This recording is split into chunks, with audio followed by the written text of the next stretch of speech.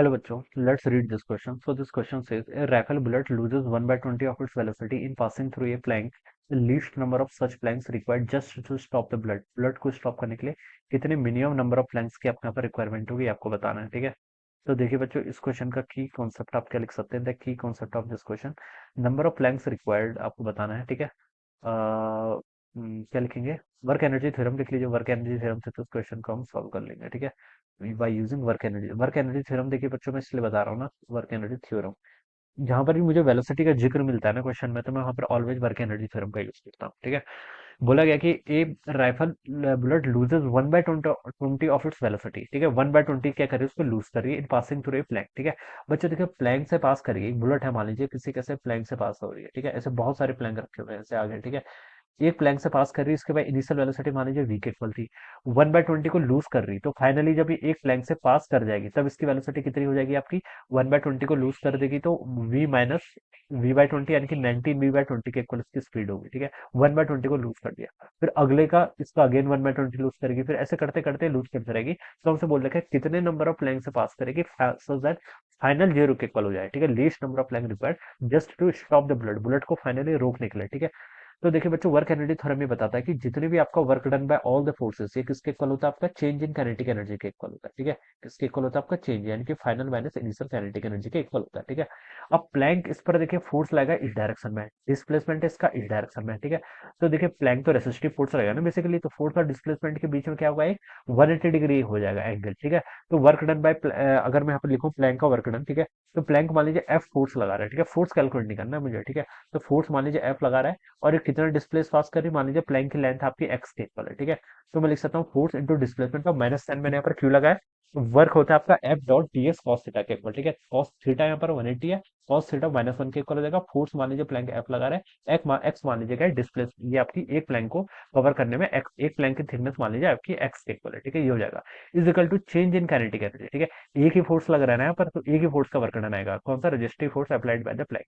अब change in kinetic energy बताना है, चेंज किसके इक्वल होता है, आपका फाइनल माइनस इनिशियल, ठीक है। तो हाफ एम को तो आप यहाँ पर ऐसे लिख लीजिए, ठीक है, m/2, और वी फाइनल का स्क्वायर माइनस वी इनिशियल का स्क्वायर। फाइनल वेलोसिटी देखिए उसकी कितनी हो रही है, 19/20, ठीक है। तो इसको आप लिख लीजिए 19v/20 का स्क्वायर, माइनस इनिशियल कितना था, वी के इक्वल, तो वी का स्क्वायर हो जाएगा। This is my equation number 1, ठीक है। ये मेरी क्या होगी, आपकी इक्वेशन नंबर 1 होगी, ठीक है। अब देखिए, प्लैंक आपका फाइनली रेस्ट में आएगा, ठीक है। एन प्लैंक मान लीजिए कवर कर रहा है, कितनी एन प्लैंक है, यानी कि एन प्लैंक करने का मतलब है कि अगर देखिए एक प्लैंक की थिकनेस मैंने एक्स मानी है, एन प्लैंक है, तो एन प्लैंक की थिकनेस कितनी होगी आपकी, एन एक्स की, ठीक है। तो टोटल जो आपके एन प्लैंक में वर्क डन क्या होगा, वो कितना होगा, देखिए अगेन माइनस एफ इंटू एक प्लैंक का तो एक्स के इक्वल था डिस्प्लेसमेंट, तो एन के कारण यहाँ पे एन एक्स के इक्वल हो जाएगा, ऑलराइट। तो ये मैंने क्या लिख लिया, this is the work done by the N plank, ठीक है। और ये किसके इक्वल होगा, रेस्ट पर आना है, रेस्ट पर आने के लिए देखिए वी फाइनल का स्क्वायर माइनस वी इनिशियल का स्क्वायर, रेस्ट पर आना है तो फाइनल वेलोसिटी जीरो होनी चाहिए, माइनस इनिशियल वेलोसिटी, ठीक है। इनिशियल वेलोसिटी देखिए बच्चों, इस केस में कितनी होगी, इनिशियल वेलोसिटी आपकी वी के इक्वल थी, कितनी थी, वी के इक्वल, ठीक है। इनिशियली तो वी स्पीड से मूव कर रहा था ना, तो ये वी के स्क्वायर के इक्वल हो जाएगा, ठीक है। This is my equation number 2, ये मेरी क्या होगी, इक्वेशन नंबर 2 होगी। अब इन दोनों इक्वेशन को बच्चे सॉल्व कर लीजिए, देखिए माइनस एफ, इन दोनों को डिवाइड कर लेना है, ठीक है। माइनस एफ एक्स ऊपर भी, माइनस एफ एक्स ऊपर भी है, तो यहाँ पर आपको 1/n बच गया, ठीक है। m/2 से बच्चों आपका m/2 कैंसिल कर लीजिए, ठीक है। वी स्क्वायर देखें यहाँ पर भी, तो वी स्क्वायर को मैं यहाँ पर ऐसे सब्ट्रैक्ट कर लेता हूँ। ऊपर क्या आपका 19/20, 19/20 का स्क्वायर कितना होता है, 19 का स्क्वायर आपका 361 होता है आई थिंक, ठीक है। और 20 का 400 होता है, माइनस 1 हो जाएगा यहाँ पर, ठीक है। डिवाइडेड बाय, नीचे देखिए आपका वी से वी कैंसिल हो गया, जस्ट एक माइनस साइन ही बच रहा है आपका, ठीक है। माइनस साइन, 0 - 1 था नहीं, तो -1 बच जाएगा नीचे, ठीक है। अब ये कितना हो गया, देखिए 1/n को मैं क्या लिख सकता हूँ, यहाँ से माइनस साइन को ऊपर भेज दूंगा, तो 1 - 361 डिवाइडेड बाय कितना हो जाएगा आपका, 400 के इक्वल हो जाएगा।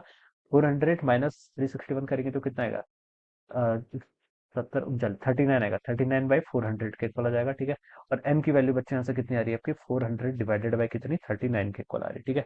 इस टर्म को देखिए अगर मैं सॉल्व करूंगा तो 39 ठीक है, और एक बचेगा 39, ये 10 पॉइंट समथिंग आएगा फिर, ठीक है।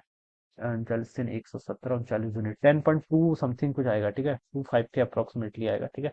और इसको मैं देखे, मतलब 10 तो मिनिमम चाहिए हमसे, मिनिमम नंबर पूछा ना 10 से, लेकिन रुकेगा नहीं है। 10.25 को आपको 11 करना पड़ेगा, ठीक है। राउंड ऑफ नहीं कर रहा हूँ मैं, ठीक है। मैं देखे 10 से तो रुकेगा नहीं ना फाइनल, 10.25 का मतलब 10 से ज्यादा ही चाहिए, और 10 से ज्यादा कितना हो सकता है, ये तो इंटीजर में होगा ना, नंबर ऑफ प्लैंक्स तो 11 के इक्वल होना चाहिए।